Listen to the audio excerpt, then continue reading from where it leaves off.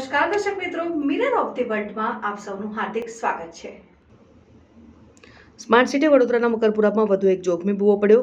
વડોદરા નગરી હવે ભૂવા નગરી તરીકે ઓળખવા લાગી છે અને ખાસ કરીને ચોમાસામાં શહેરમાં ઘણા વિસ્તારમાં ભૂવાઓ પડ્યા હતા, જે સિલસિલો હજી પણ યથાવત ચાલી રહ્યો છે। શહેરના મકરપુરા વિસ્તારમાં આવેલા વોર્ડ નંબર 17માં વધુ એક ભૂવો પડ્યો છે અને 6 માસમાં આ વિસ્તારોમાં 7 જેટલા ભૂવા પડ્યા છે। પેટ્રોલ પંપ નજીક જ ભૂવો પડતા વાહન ચાલકો મૂંગા પશુઓ માટે જોખમી બન્યો છે અને એક કાર આ ભૂવામાં ફસાયું છે, જેમાં મહિલા કાર ચાલકનો આ બાદ બચાવ થવા પામ્યો છે। લોકોએ દોડી આવી મહિલાને બહાર કાઢ્યા અને ઇલેક્શન વોર્ડ નંબર 17ના મ્યુનિસિપલ કાઉન્સિલર શૈલેષ પાટીલના વિસ્તારમાં ભૂવો પડતા પાલિકાના અધિકારીઓને બનાવની જાણ થતાં સ્થળ ઉપર દોડી આવ્યા।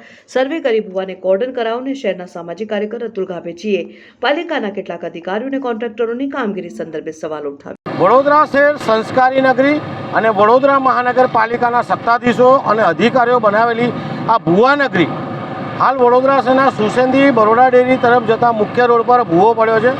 આ ભૂવો સવારે પડ્યો હતો ત્યારે એક બેન ગાડી લઈને જતા હતા, ગાડી પણ અંદર જતા બચી છે, બેનને પણ ઈજાઓ થતાં બચી છે। ક્યાંક વડોદરા મહાનગરપાલિકાના સત્તાધીશો અને અધિકારીઓ સ્માર્ટ સિટી કહીને વડોદરા શહેરને ઉલ્લુ બનાવી રહ્યા છે। જાણવા મળેલ માહિતી મુજબ આ દંડકનો વોર્ડ છે, તો દંડક સાહેબને વિનંતી છે કે અહીંયા એકાદ શ્રીફળ ઉમે, જેથી કરીને આ રોડ પર ભૂવા ના પડે। દર 15 મીટર અહીંયા ભૂવા પડી રહ્યા છે, જેમાં એવું લાગી રહ્યું છે કોન્ટ્રાક્ટર અને અધિકારીઓ જે ભ્રષ્ટાચાર વાપરે છે, જે ચોર અધિકારીઓ ચોર કોન્ટ્રાક્ટરો સંકલન કરતા નથી ને ફક્ત ભૂવા પૂરતા ભૂવા પૂરી દે છે।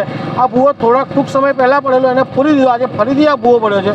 એટલે જનતાને મારી નાખવાના પ્રયાસ વડોદરા મહાનગરપાલિકાના સત્તાધીશો અને અધિકારીઓ કરી રહ્યા છે।